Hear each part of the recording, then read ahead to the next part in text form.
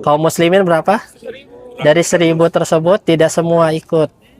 Hanya berkurang menjadi berapa? Kita bisa lihat dari situ saja ya. 700 lawan 3.000. Ya. Dan para jamaah yang dimuliakan Allah Subhanahu wa taala, datangnya Rasulullah itu dari tadi arah bis kita ya ke sini. Adapun orang-orang kafir Quraisy dari sana. Dan terjadi pertemuan itu di sini. Ya. Pertemuan antara dua kelompok ya, antara orang-orang kafir Quraisy dengan kaum muslimin di sini. Ya. Dan kita bisa lihat para jamaah di sebelah kiri kita atau di belakang para jamaah itu ada gunung, itulah yang disebut dengan Gunung Pemanah, Jabal Ar-Rumah, atau juga dikenal dengan Jabal Ainain. Dan di tempat itulah Rasulullah ketika itu memerintahkan kepada pasukan pemanah untuk berada di posko tersebut. Ya. Dan ketika itu Rasulullah Shallallahu Alaihi Wasallam, ya, para jamaah yang dimuliakan Allah Subhanahu Wa Taala, mengatakan kepada para pasukan pemanah yang ketika itu di bawah pimpinan Abdullah bin Zubair untuk berada di poskonya, jangan turun apapun yang terjadi. Ya. Dan nanti kita akan tahu apa sebab kekalahan kaum muslimin pada saat perang Uhud ini. Kemudian pada ronde pertama kaum muslimin mengalami kemenangan pada saat perang Uhud, di mana kaum muslimin ya pada ronde pertama berhasil memukul mundur orang-orang kafir Quraisy. Ya. Akan tetapi karena kesalahan pasukan pemanah yang berada di sana, mereka lupa akan perintah Rasulullah untuk berada tetap di poskonya, jangan turun apapun yang terjadi. Akan tetapi ketika melihat orang-orang kafir Quraisy mundur, harta rampasan perang sudah berada di depan mata, mereka turun meninggalkan poskonya tersebut. Ya. Ketika mereka turun, Khalid bin Walid melihat dari kejauhan tidak ada lagi pasukan pemanah. Dan dia tahu ini titik kelemahan kaum muslimin. Hingga akhirnya Khalid bin Walid muter. Ya. Dan ketika melihat kaum muslimin lengah dengan harta rampasan perang, Khalid bin Walid bersama pasukan kafir Quraisy yang lainnya memukul kembali, menyerang kembali kaum muslimin. Barulah di ronde kedua kaum muslimin mengalami kekalahan. Bahkan sampai Rasulullah mengalami luka-luka luar biasa. Beliau tertusuk pedang. Dan orang yang paling berjasa ketika itu melindungi Rasulullah itu adalah Thalha bin Ubaidillah. Beliau memeluk Rasulullah. Beliau istilahnya menjadi tameng bagi Rasulullah Shallallahu Alaihi Wasallam sampai akhirnya beliau pun wafat. Ya. Dan ternyata Rasulullah tetap terkena tusukan pedang.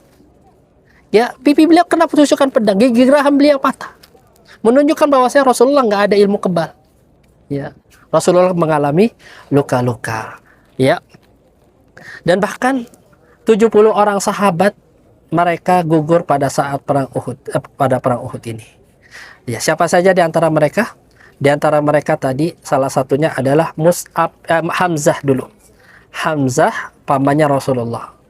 Di mana kuburan Hamzah? Kuburan Hamzah itu yang ada batu-batunya. Yang sekarang ini masih dikenali hanya kuburan Hamzah. Dan kita tahu disebutkan dalam sejarah bahwasannya Hamzah bin Abdul Muthalib ini dibunuh dengan secara tragis oleh seorang budak bernama Wahsy.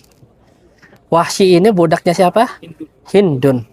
Kenapa si Wahsy ini memerintahkan Wahsy ini diperintahkan Hindun untuk membunuh Hamzah? Karena Hamzah lah yang membunuh suaminya Hindun pada saat perang Badar.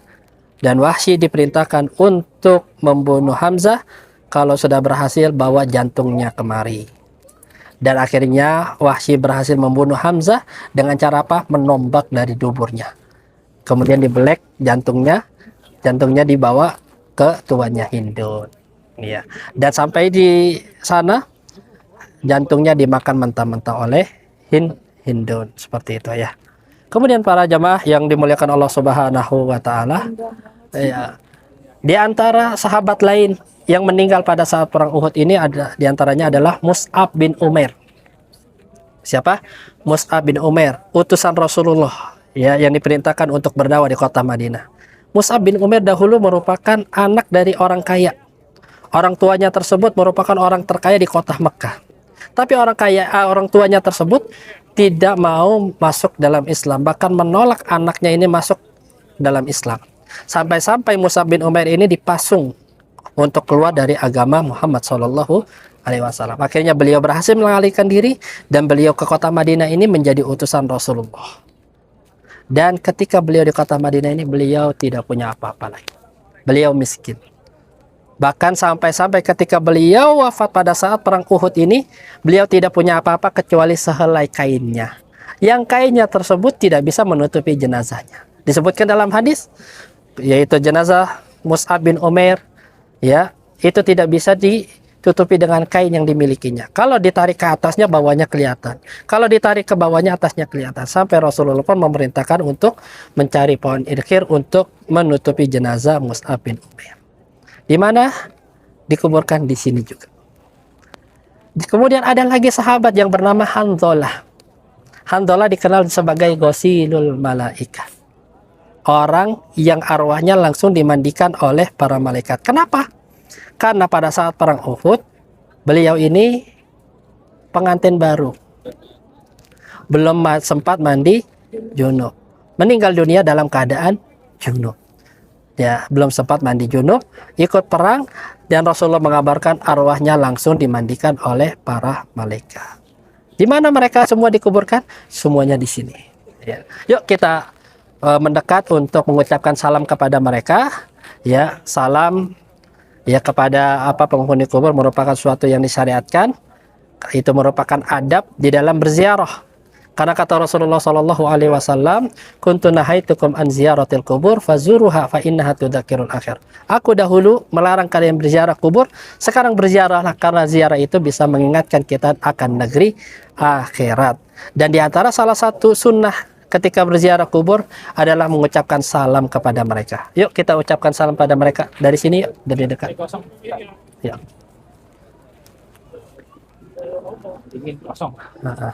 Nah, ini kuburan Hamzah yang masih dikenali. Adapun yang lainnya tidak dikenali. Dan Masya Allah para jamaah, ini kota Madinah dahulu pernah terjadi banjir. Sekitar tahun 90-an, 90-91. Ya, bisa dicari beritanya di Google ya.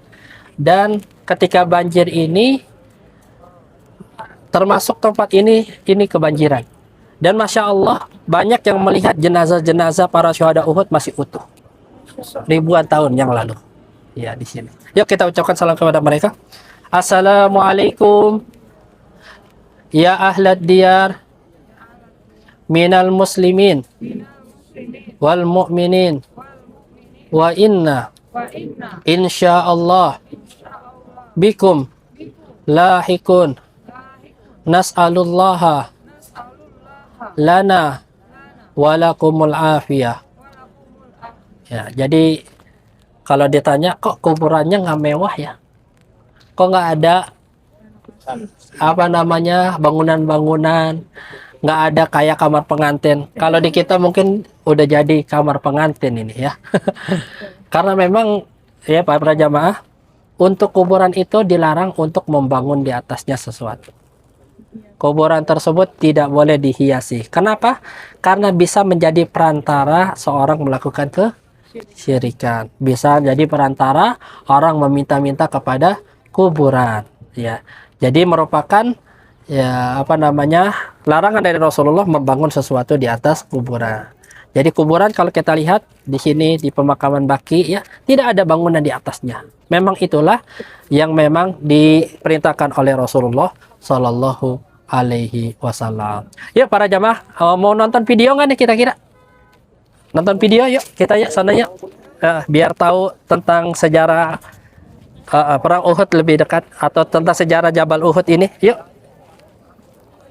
Ayo silakan ikut yuk.